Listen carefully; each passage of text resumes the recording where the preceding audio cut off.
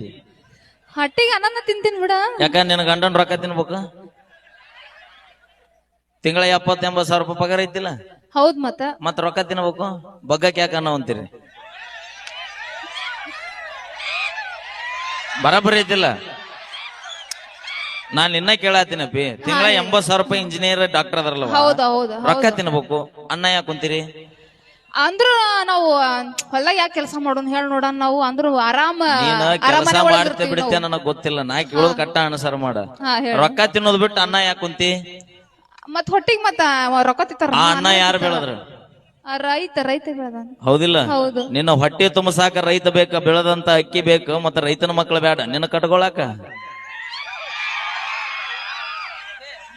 ಇವ ಬಂದಿವ ಸೌದತ್ತಿ ಹೋಗ ಕೇಳಿಲ್ಲ. ಅಲ್ಲ ಡೈಲಿ ಅವನ ಜೊತೆ 4 ಸರಿ ಕಾರ್ಯಕ್ರಮ ಮಾಡ್ತಿ, ಅವ ಹೆಂಗದ ಗೊತ್ತೈತಿಲ್ಲ, ಸುಮ್ಮನೆ ಎದಕ್ ಬಾಯ್ ತಡುತ್ತಿ ಅವನಿಗೆ? ಅವ್ ನಿನಗ್ ಗೊತ್ತಿಲ್ಲ ಅಂದ್ರೆ ಅವ್ನು ಕೇಳೋ ದಿನ ಶೆಟ್ಟಿ ಬರ್ತಾನ. ಅಲ್ಲ ನಾ ಯಾಕೆ ಶೆಟ್ಟಿಗೆ ಬರ್ತೀನಿ? ನಾ ಯಾಕೆ ಶೆಟ್ಟಿಗೆ